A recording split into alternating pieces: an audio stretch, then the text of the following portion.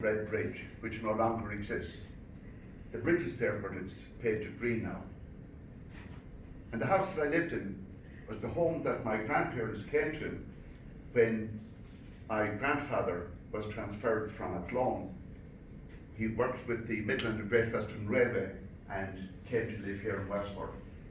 And they got one of the first houses of that 4-house unit just above the Red Bridge. Prior to that, it was a warehouse for the Midland and Great Western Railway before they converted it into housing. Altamount Street, the longest, windiest, and oftentimes coldest street in Westport, was an absolutely wonderful place, full of humanity, full of neighbours. The half door was commonplace. Men and women would hang over the half door, talking to one another, ballyragging, gossiping, but they were neighbours. They hailed with each other. They shared the cup of tea. Nobody was rich. Nobody was poor. Everybody was equal. Equal in impoverishment. Equal in immigration trades. But they were there. They were equal. And they were all very, very supportive of one another. Tremendous place to grow up.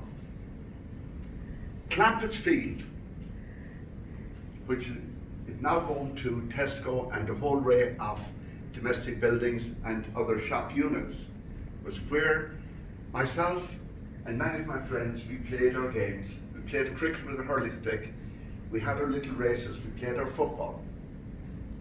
And then for the other real adventure, we would go across the Carabeg River, hopping on stones into Morn's Wood. And there, we were like Robin Hood. We were Tonto. We were along with Silver, the Lone Ranger. We played cowboys and Indians.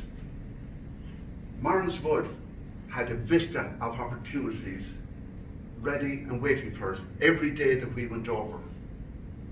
Our parents, God bless them, they never worried about us because they knew that we were out there somewhere playing and we were safe.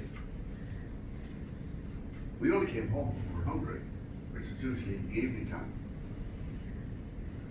They never had to think about predators whipping us up and taking us away, though the boogeyman was always around the corner if one misbehaved. Oftentimes, we would go up to the railway station when Mr. McMahon wouldn't be around. And there we'd go up onto the bridge that spanned the twin tracks and we'd wait for the steam train to come in. And we always enjoyed, good heavens, with hindsight now it was a daft thing to do, but we always enjoyed the smoke billowing out there from the steam train as it just went under the bridge, and we'd be there, what wonder, what wonder.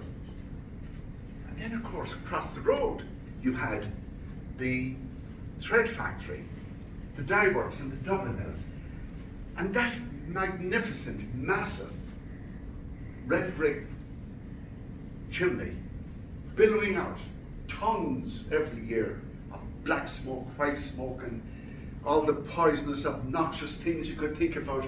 But we didn't know anything about that then. We just thought, there's employment up there. Maybe I might be working there someday. 9 o'clock every morning, my God Almighty, the men and women would be cycling like mad up to get in to start work at 9 o'clock. 1 o'clock the bell would go and you'd see many of them cycling down Altamount Street again, rushing home to get a quick bite of lunch. Back again to start work at 2 o'clock and finish work at 6 o'clock. That was life then. There were very, very few motor cars. But let me go back to the railway station again.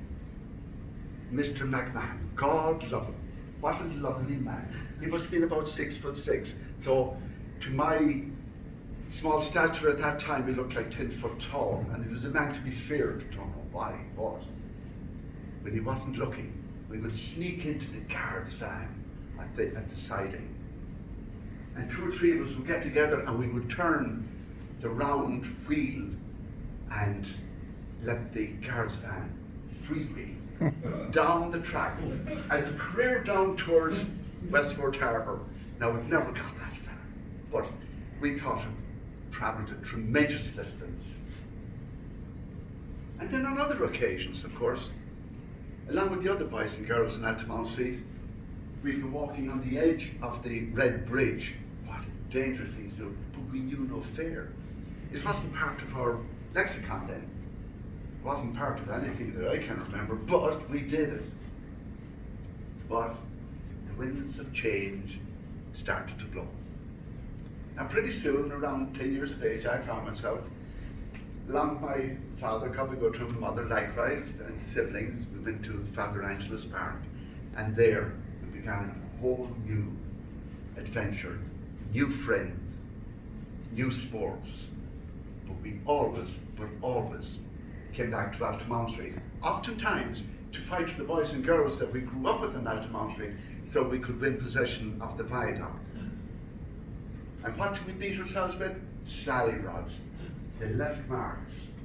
But what wonderful marks they were. What wonderful memories. I could go on all night talking about them from Altamount Street.